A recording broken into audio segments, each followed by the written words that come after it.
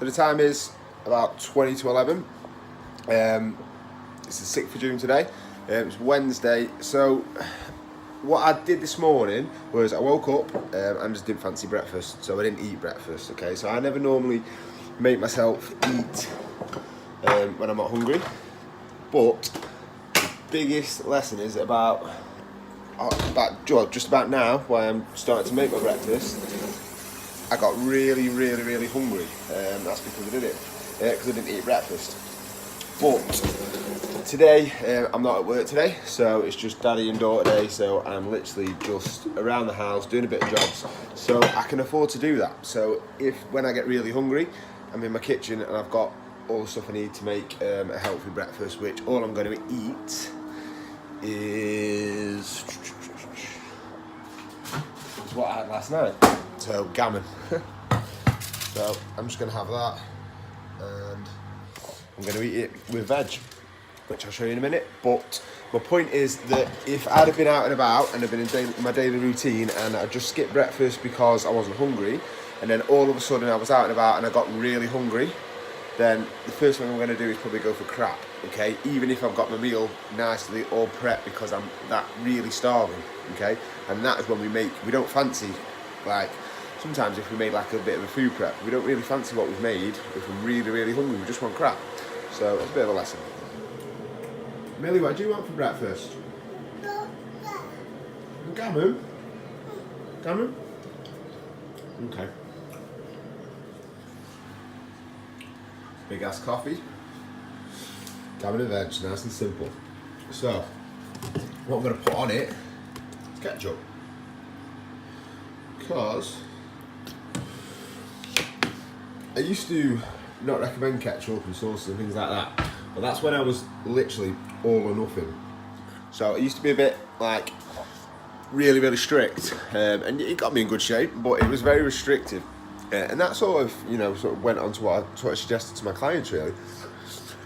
But as you can see how much ketchup I actually put on, it's just not about taking the piss, okay? So normally, what I sort of associated having ketchup on your dinner would be all over your dinner, then a massive blob on the side, and then you do that 2, 3, 4 times a day, and that's what the excess calories come from.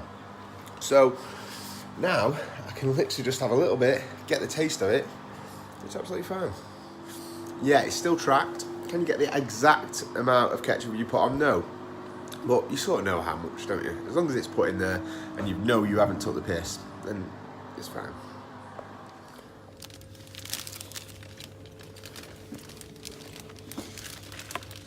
Get that milk? I'll have that one. That's what I want. Good girl. So I've just been and picked my meal prep up.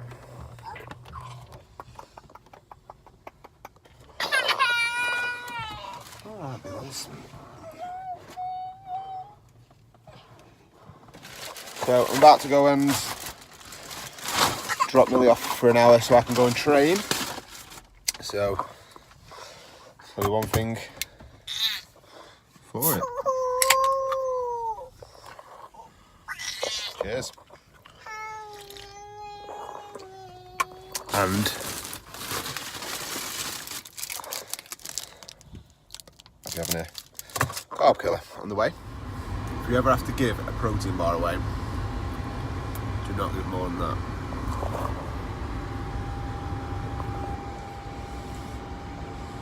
Nice. More? Not a chance.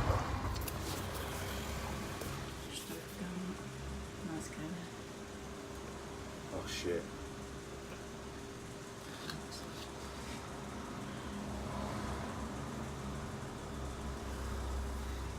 I mean, I should do it, but there you go. So, I'm just about to have a post-workout shake and carb killer bar. So again, a lot of people, when people take protein shakes, they think that, you know, it's got like this magical power, or literally the only benefit for taking protein shakes on a consistent basis is when you're a bit of a tool like I've just been and turn up to the gym to train. I only had an hour and 20 minutes, hour to train, hour to eat some food, because now I've got to go and pick my other daughter up, which is about 30 mile there, 30 mile back.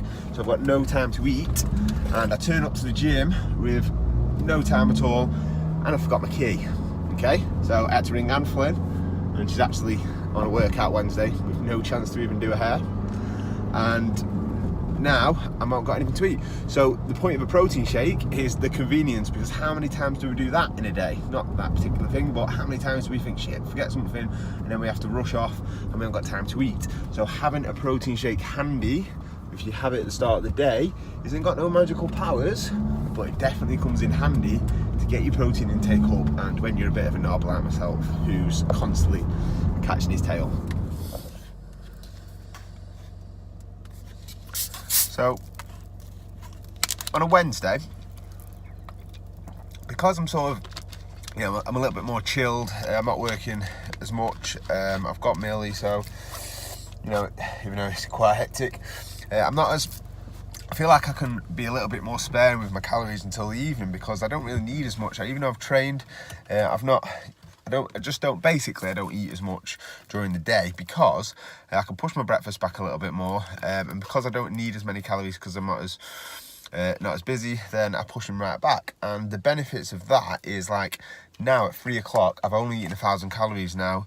If you can remember from another video, by 9 o'clock in the morning I'd eaten 1,000 calories. So the benefit now of being able to like get to probably 4 or 5 o'clock in the evening, and I've got like 2,300 calories to eat, you know, and that way, generally when I sit down with my girlfriend, if she makes like a big pot of tea, like whatever it is, if I can just sort of work out generally how much is in there, and I could overgive myself, I could probably say, I think it's going to be about 600 calories. I don't really know exactly what she's putting in it, so I could probably put about 800 down on MyFitnessPal, and I've still got loads to play with. And it's just little tips and little things like that you can do to make things a little bit better, because generally in the evening I like to feel full, because if I'm not full, like I don't sleep very well, and if I don't sleep very well, I'll probably eat shit the next day. So feeling full in the evening is essential for me. So this is just another little tip to do it. Now, if I'm going to be working later, then I don't push my calories back, because there's no need, because I'm working later. But when I'm not, I try to eat more in the evening and less during the day.